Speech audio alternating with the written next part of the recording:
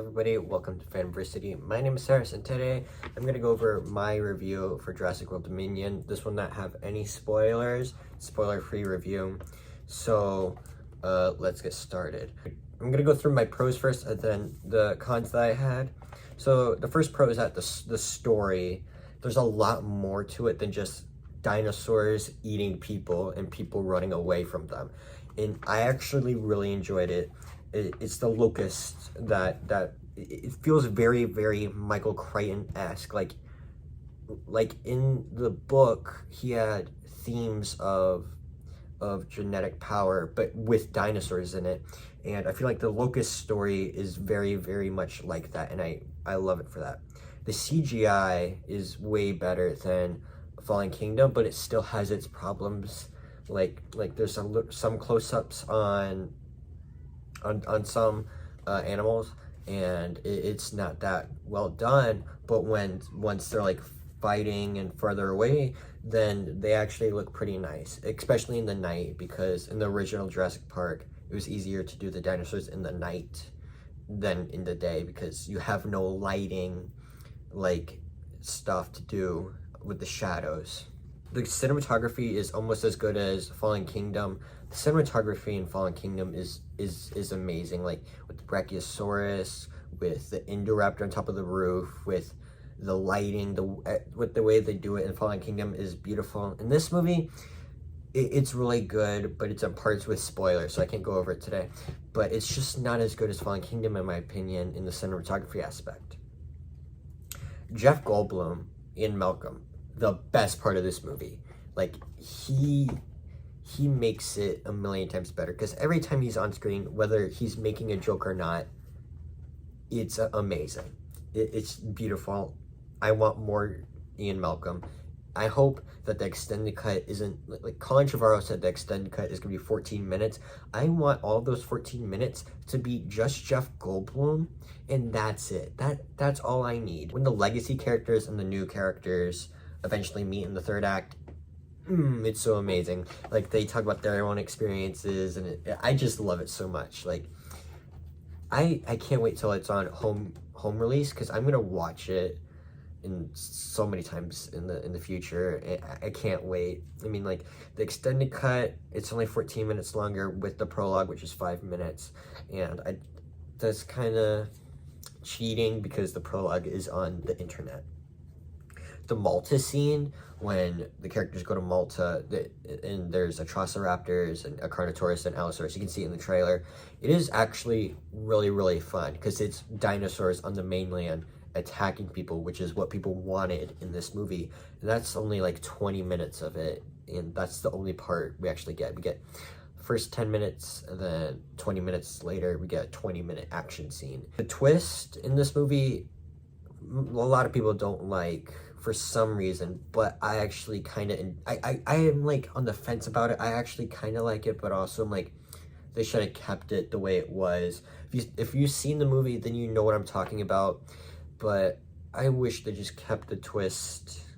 I don't know. The cons I have is that the animatronics are more robotic and noticeable. Like, the Giganotosaurus is going up to the car with all the characters, and it's not moving. It's just like slowly moving, but it's not walking, and it's really, really robotic.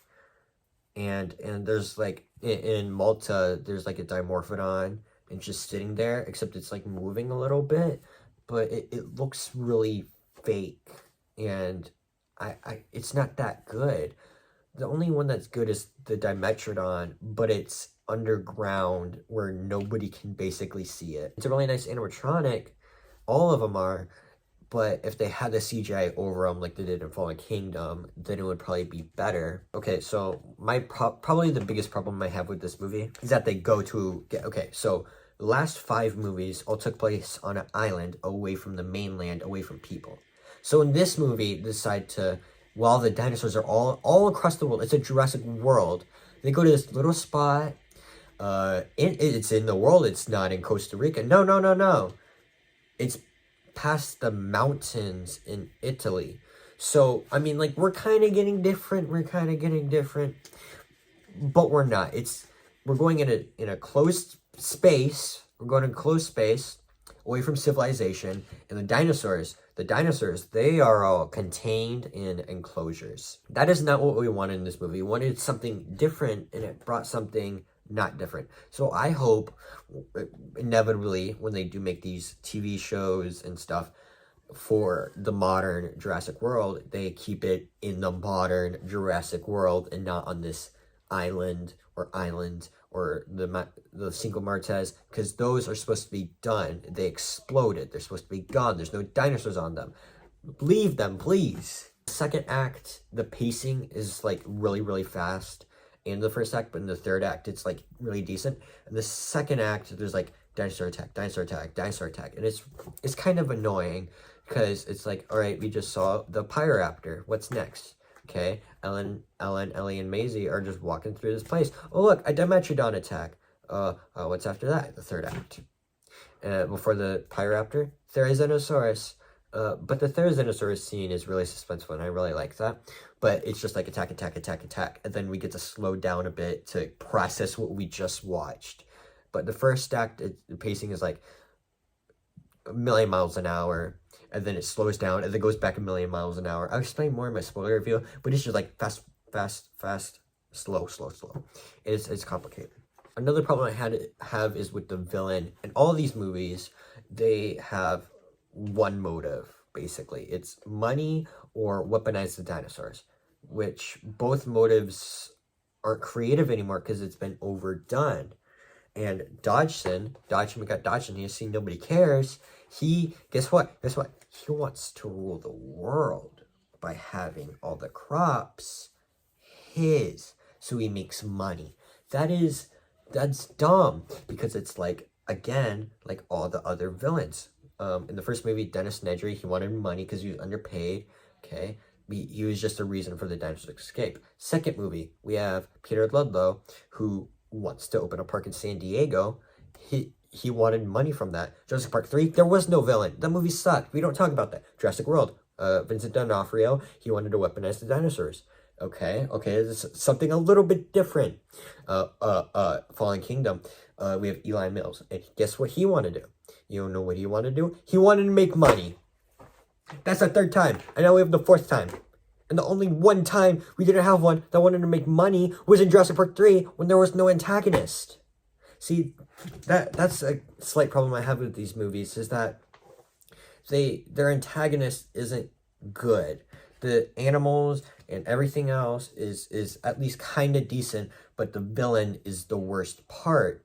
Also, the kills, like in Fallen Kingdom, we have the guy's hand getting ripped off and his face like getting everywhere. And it's in this movie, the gore is like toned all the way down, because in Jurassic World, when there was blood spilling everywhere and the Indominus attacked everyone, people complained, like parents, like, this is too dark. But it's supposed to be, this new trilogy is supposed to feel more like the Michael Crichton one.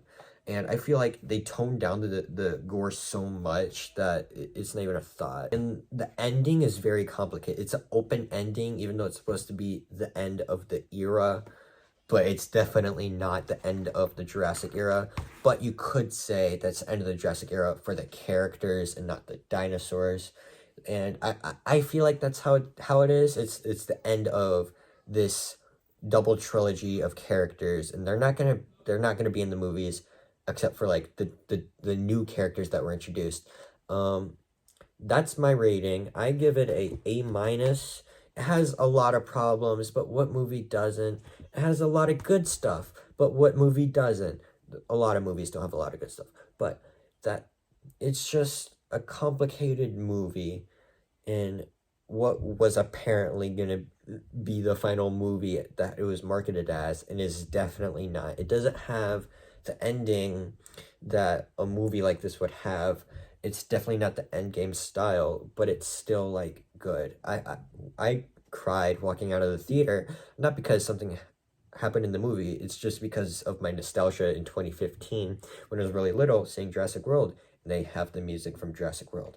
See, it's just a complicated feeling I have with this franchise. So that's it. Hope you all enjoy your day. Bye.